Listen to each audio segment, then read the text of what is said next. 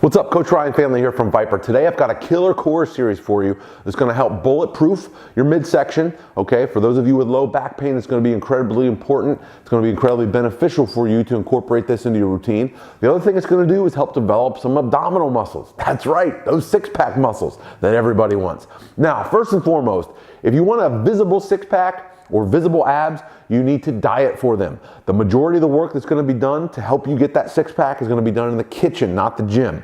That being said, what a lot of people do for ab work in the gym isn't going to give them an impressive set of abdominals. I see a lot of people flopping on the ground doing just light body weight crunches for hundreds and hundreds of reps. That is not enough. The abs are muscles too, so you want to develop them. They work well under heavy loads. All right, so we're going to load them up with this series. This is an awesome series. It's absolutely brutal. Give it a try. Let me know what you think. Let's dive right in. All right, first move of the day is a weighted glute ham sit-up. We're going to use a plate for this or a dumbbell, your call.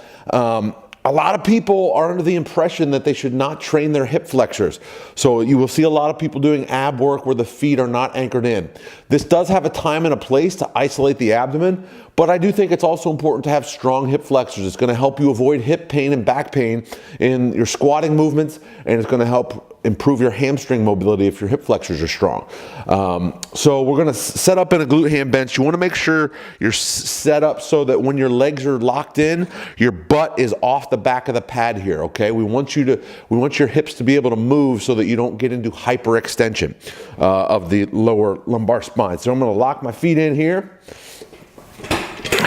Grab the plate. Notice the hips are off, okay? We're just going to go back and up.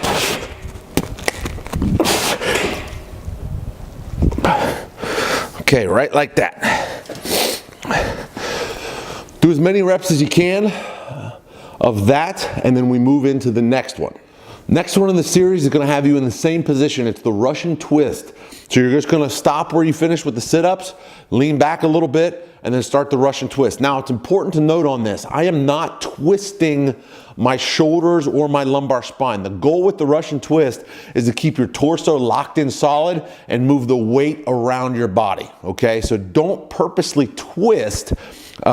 Keep your spine locked in place and move the weight. So it's going to look something like this. We're going to be locked in. We're going to come up from the same position that we were from the sit-up. We're just going to move the plate side to side.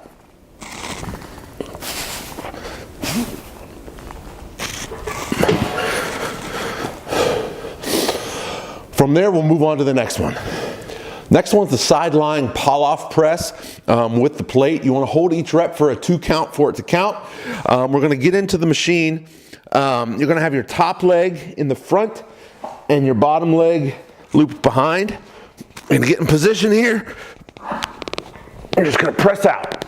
1, 2. 1, 2. Now, however many reps you do on that, you match the number of reps with your other side. Start with your weak side first, match the reps on the strong side. After the sideline pull-off press, you're going to get back into a face-up position and do static hold plate winds for as long as possible. So some people call these halos or 360s, but you're just going to lock your feet in, go back, take the plate, go around the head.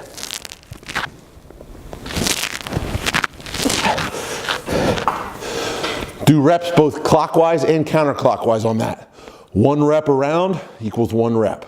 Okay, so if you do 10 clockwise, 10 counterclockwise, that's considered 20 reps.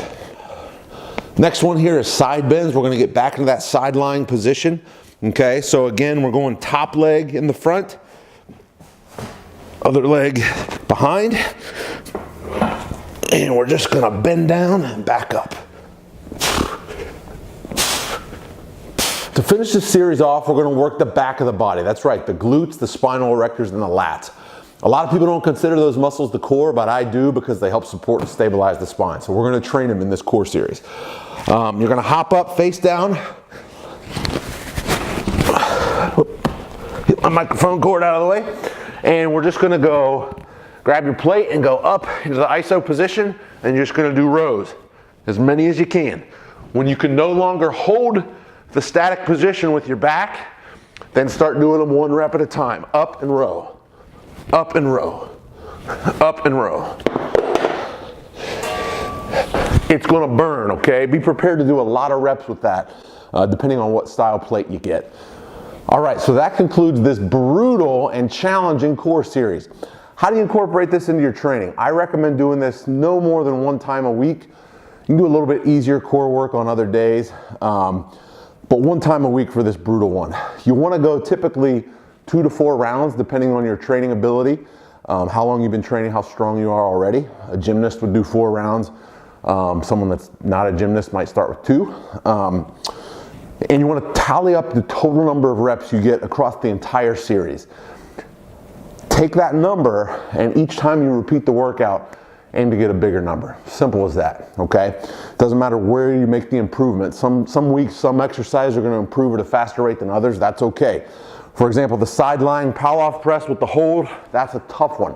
That's probably the hardest one of the whole series in terms of the load relative to the number of reps. Probably the easiest one of the whole series is the last one, the back extension in row, okay? So tally up your total number of reps, take the improvements where you can get them, and always strive to get a little bit better, all right? I'm Coach Ryan Finley from the VIPAR Pit. If you like this video, please hit subscribe below, and I will catch you next time.